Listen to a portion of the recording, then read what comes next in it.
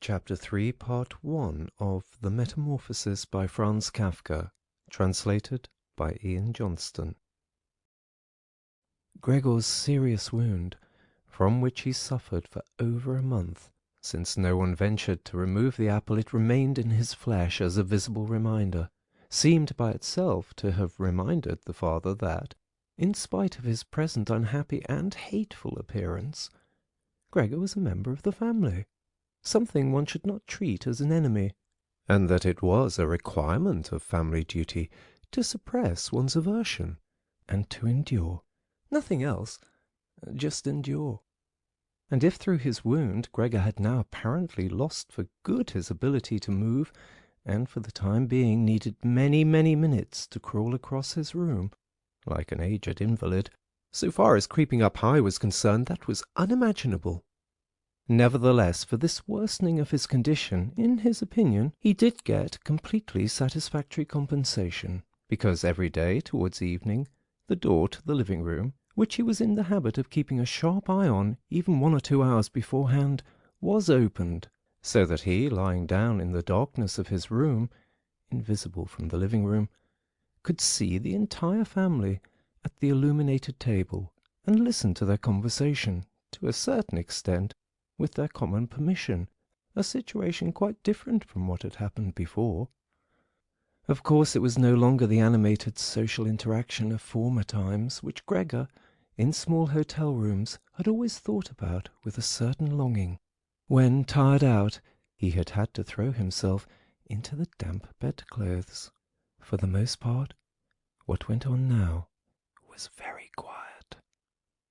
After the evening meal, the father fell asleep quickly in his armchair. The mother and sister talked guardedly to each other in the stillness. Bent over, the mother sewed fine undergarments for a fashion shop. The sister, who had taken on a job as a salesgirl, in the evening studied stenography and French, so as perhaps later to obtain a better position. Sometimes the father woke up and, as if he was quite ignorant that he had been asleep, said to the mother, "How long have you been sewing today?" and went right back to sleep, while the mother and the sister smiled tiredly to each other. With a sort of stubbornness, the father refused to take off his servant's uniform, even at home, and while his sleeping-gown hung unused on the coat-hook, the father dozed completely dressed in his place, as if he was always ready for his responsibility, and even here was waiting for the voice of his superior. As a result, in spite of all the care of the mother and sister, his uniform, which even at the start was not new, grew dirty, and Gregor looked often for an entire evening at this clothing, with stains all over it, and with its gold buttons always polished, in which the old man, although very uncomfortable, slept peacefully none the less. As soon as the clock struck 10, the mother tried gently encouraging the father to wake up, and then persuading him to go to bed, on the ground that he couldn't get a proper sleep here, and that the father, who had to report for service at 6 o'clock, really needed a good sleep. But in his stubbornness, which had gripped him since he had become a servant, he insisted always on staying even longer by the table, although he regularly fell asleep, and then could only be prevailed upon with the greatest difficulty to trade his chair for the bed. No matter how much the mother and sister might at that point work on him with small admonitions, for a quarter of an hour he would remain shaking his head slowly, his eyes closed, without standing up. The mother would pull him by the sleeve and speak flattering words into his ear. The sister would leave her work to help her mother, but that would not have the desired effect on the father. He would settle himself even more deeply in his armchair.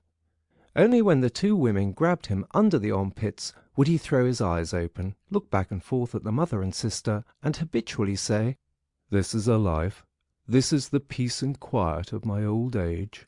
And, propped up by both women, he would heave himself up elaborately, as if for him it was the greatest trouble, allow himself to be led to the door by the women, wave them away there, and proceed on his own from there, while the mother quickly threw down her sewing implements, and the sister her pen, in order to run after the father and help him some more. In this overworked and exhausted family, who had time to worry any longer about Gregor more than was absolutely necessary. The household was constantly getting smaller.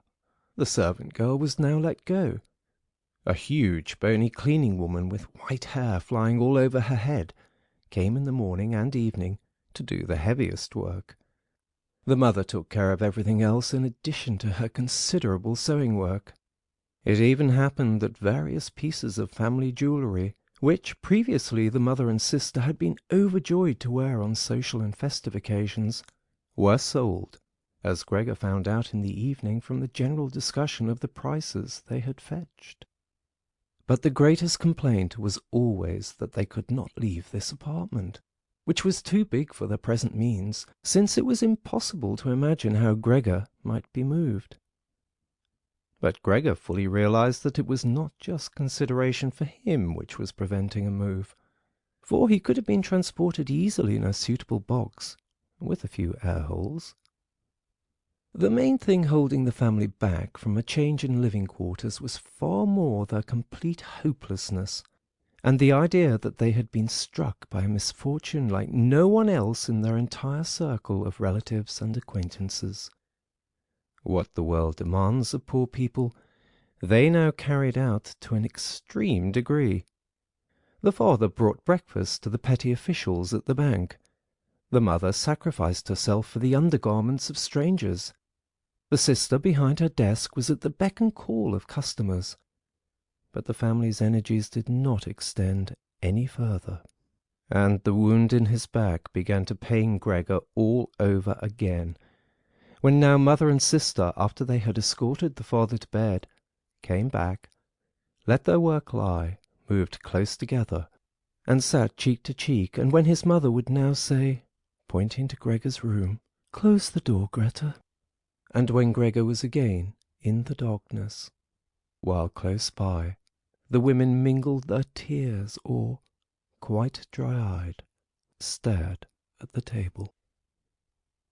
Gregor spent his nights and days with hardly any sleep. Sometimes he thought that the next time the door opened, he would take over the family arrangements just as he had earlier. In his imagination appeared again, after a long time, his employer and supervisor and the apprentices, the excessively spineless custodian, 2 or 3 friends from other businesses, a chambermaid from a hotel in the provinces, a loving fleeting memory, a female cashier from a hat shop whom he had seriously but too slowly courted. They all appeared mixed in with strangers or people he had already forgotten, but instead of helping him and his family, they were all unapproachable, and he was happy to see them disappear. But then he was in no mood to worry about his family. He was filled with sheer anger over the wretched care he was getting, even though he couldn't imagine anything which he might have an appetite for. Still, he made plans about how he could take from the larder what he at all account deserved, even if he wasn't hungry. Without thinking any more about how they might be able to give Gregor special pleasure, the sister now kicked some food or other very quickly into his room in the morning and at noon, before she ran off to her shop. And in the evening, quite indifferent to whether the food had perhaps only been tasted or, what happened most frequently, remained entirely undisturbed, she whisked it out with one sweep of her broom. The task of cleaning his room, which she now always carried out in the evening, could not be done any more quickly. Streaks of dirt ran along the walls. Here and there lay tangles of dust and garbage. At first, when his sister arrived, Gregor positioned himself in a particularly filthy corner, in order with this posture to make something of a protest. But he could have well stayed there for weeks without his sister changing her ways. In fact, she perceived the dirt as much as he did, but she had decided just to let it stay. In this business, with a touchiness which was quite new to her, and which had generally taken over the entire family, she kept watch to see that the cleaning of Gregor's room remained reserved for her. Once his mother had undertaken a major cleaning of Gregor's room, which she had only completed successfully after using a few buckets of water. But the extensive dampness made Gregor sick, and he lay supine, embittered and immobile on the couch. However, the mother's punishment was not delayed for long, for in the evening the sister had hardly observed the change in Gregor's room before she ran into the living-room, mightily offended, and, in spite of her mother's hand lifted high in entreaty, broke out in a fit of crying. Her parents, the father had of course woken up with a start in his armchair, at first looked at her astonished and helpless, until they started to get agitated.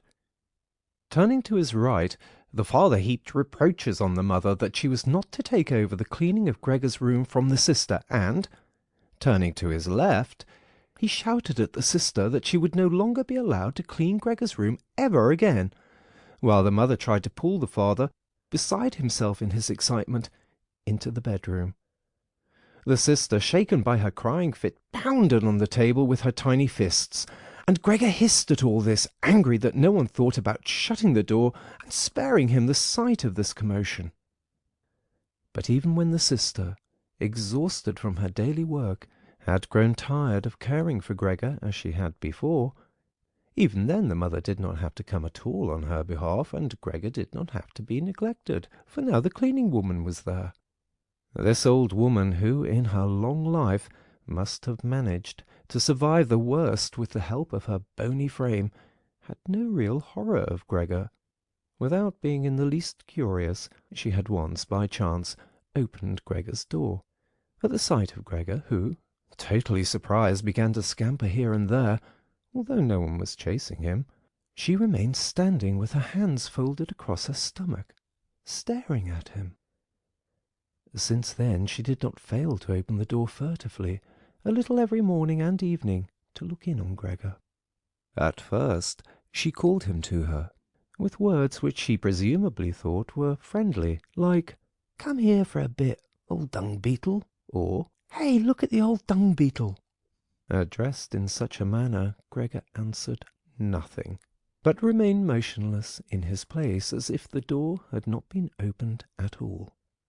If only, instead of allowing this cleaning woman to disturb him uselessly whenever she felt like it, they had given her orders to clean up his room every day.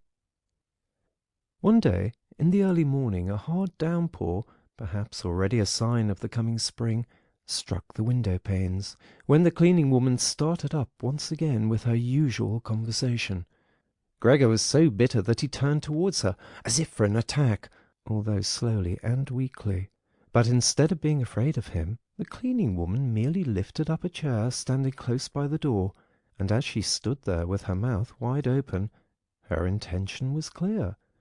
She would close her mouth only when the chair in her hand had been thrown down on Gregor's back. "This goes no further, all right?" she asked, as Gregor turned himself around again, and she placed the chair calmly back in the corner. Gregor ate hardly anything any more. Only when he chanced to move past the food which had been prepared did he, as a game, take a bit into his mouth, hold it there for hours, and generally spit it out again.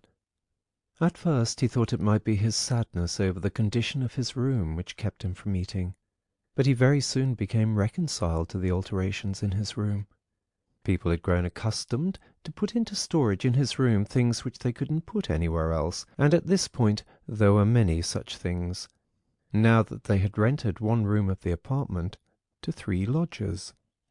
These solemn gentlemen, all 3 had full beards, as Gregor once found out through a crack in the door, were meticulously intent on tidiness, not only in their own room, but, since they now rented a room here, in the entire household, and particularly in the kitchen. They simply did not tolerate any useless or shoddy stuff. Moreover, for the most part they had brought with them their own pieces of furniture.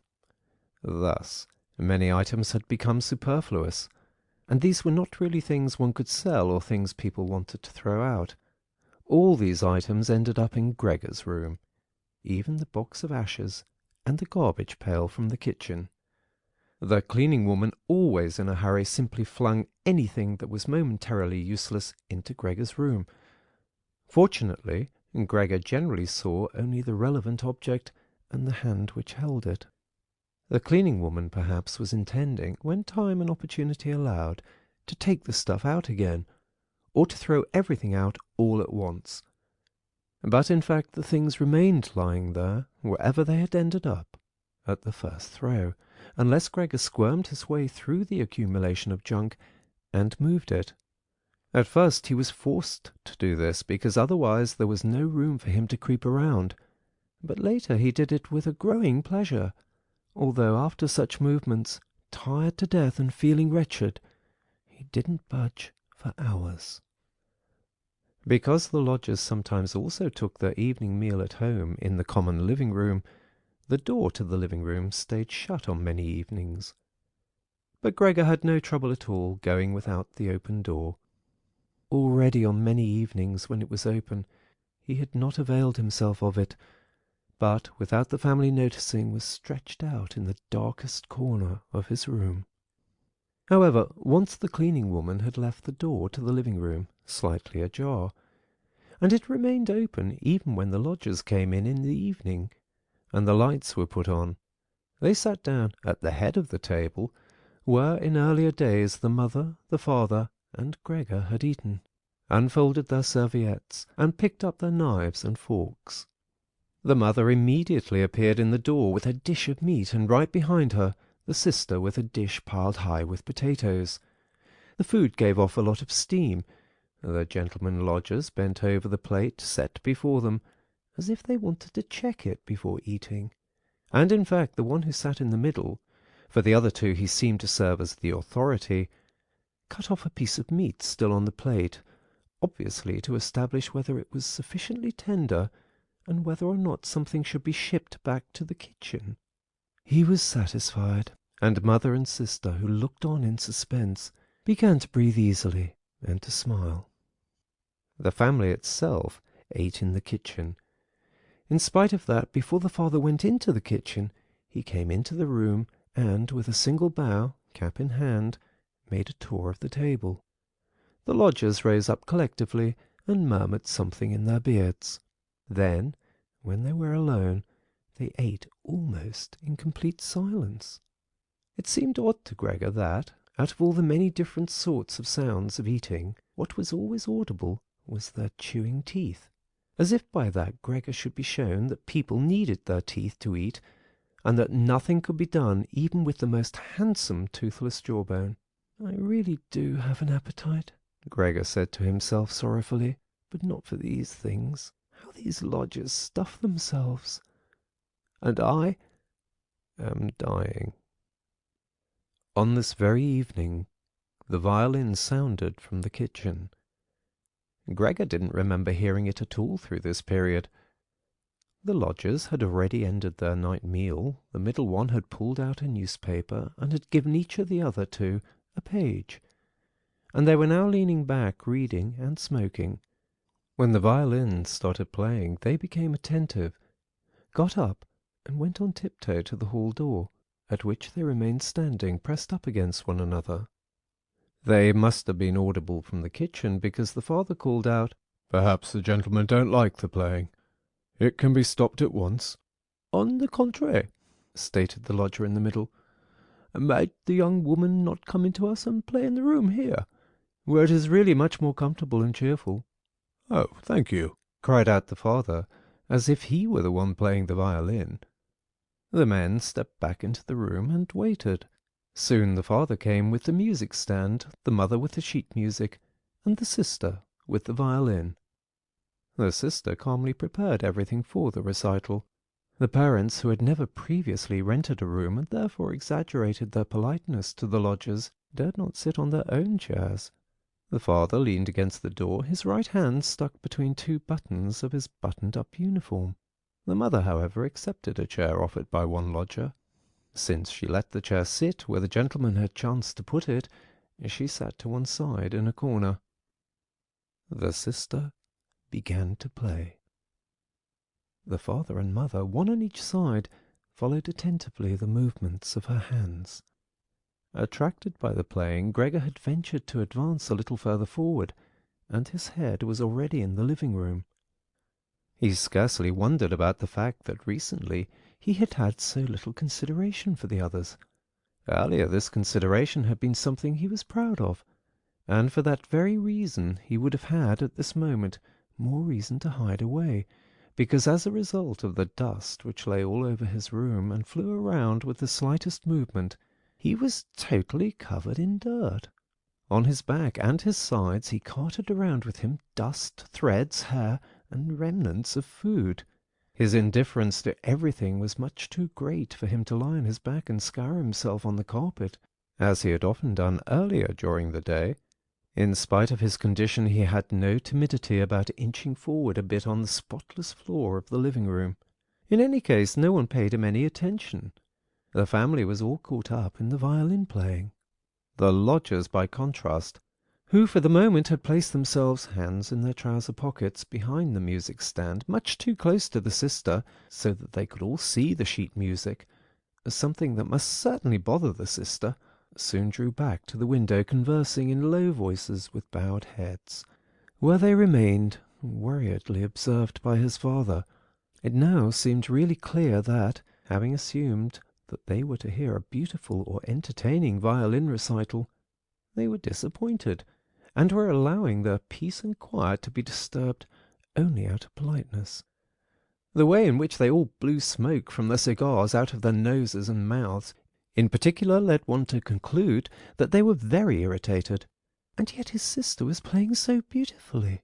Her face was turned to the side, her gaze followed the score intently and sadly. Gregor crept forward still a little further, keeping his head close against the floor in order to be able to catch her gaze if possible. Was he an animal that music so captivated him? For him, it was as if the way to the unknown nourishment he craved was revealing itself. He was determined to press forward, right to his sister, to tug at her dress, and to indicate to her in this way that she might still come with her violin into his room. Because here no one valued the recital as he wanted to value it. He did not wish to let her go from his room any more, at least not as long as he lived. His frightening appearance would for the first time become useful to him. He wanted to be at all the doors of his room simultaneously and snarl back at the attackers. However, his sister should not be compelled, but would remain with him voluntarily. She would sit next to him on the sofa, bend down her ear to him, and he would then confide in her that he firmly intended to send her to the conservatory, and that, if his misfortune had not arrived in the interim, he would have declared all of this last Christmas. Had Christmas really already come and gone? And would have brooked no argument. After this explanation his sister would break out in tears of emotion, and Gregor would lift himself up to her armpit and kiss her throat, which she, from the time she started going to work, had left exposed without a band or a collar.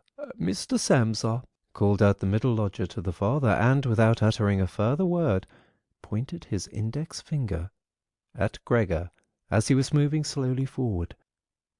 The violin fell silent.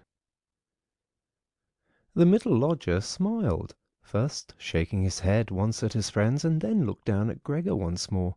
Rather than driving Gregor back again, the father seemed to consider it of prime importance to calm down the lodgers, although they were not at all upset, and Gregor seemed to entertain them more than the violin recital.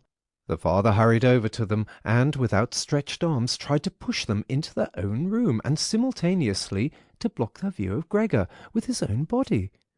At this point they became really somewhat irritated, although one no longer knew whether that was because of the father's behaviour or because of knowledge they had just acquired that they had, without knowing it, a neighbour like Gregor. They demanded explanations from his father, raised their arms to make their points, tugged agitatedly at their beards, and moved back towards their room quite slowly. In the meantime, the isolation which had suddenly fallen upon his sister after the sudden breaking off of the recital had overwhelmed her. She had held on to the violin and bow in her limp hands for a little while, and had continued to look at the sheet music as if she was still playing. All at once she pulled herself together, placed the instrument in her mother's lap — the mother was still sitting in her chair, having trouble breathing, for her lungs were labouring — and had run into the next room, which the lodgers, pressured by the father, were already approaching more rapidly. One could observe how, under the sister's practised hands, the sheets and pillows on the beds were thrown on high and arranged. Even before the lodgers had reached the room, she was finished fixing the beds and was slipping out. The father seemed so gripped once again with his stubbornness that he forgot about the respect which he always owed to the renters. He pressed on, until at the door of the room the middle gentleman stamped loudly with his foot, and thus brought the father to a standstill. "I hereby declare," the middle lodger said, raising his hand and casting his glance both on the mother and the sister, "that considering the disgraceful conditions prevailing in this apartment and family," with this he spat decisively on the floor, "I immediately cancel my room. I will of course pay nothing at all for the days which I have lived here. On the contrary, I shall think about whether or not I will initiate some sort of action against you, something which, believe me, will be very easy to establish." He fell silent and looked directly in front of him, as if he were waiting for something. In fact, his two friends immediately joined in with their opinions. "We also give notice." At that, he seized the door handle, banged the door shut, and locked it. The father groped his way tottering to his chair and let himself fall in it.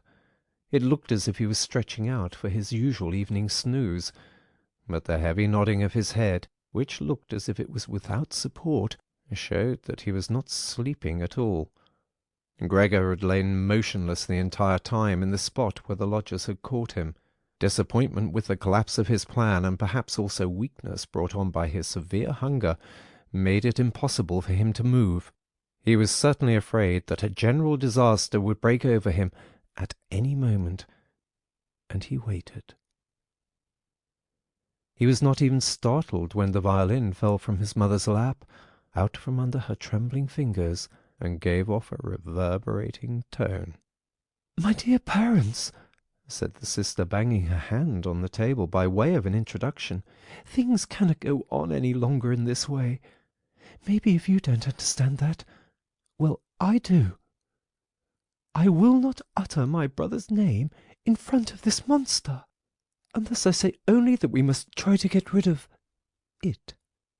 We have tried what is humanly possible to take care of it, and to be patient. I believe that no one can criticize us in the slightest." "She is right in 1,000 ways," said the father to himself.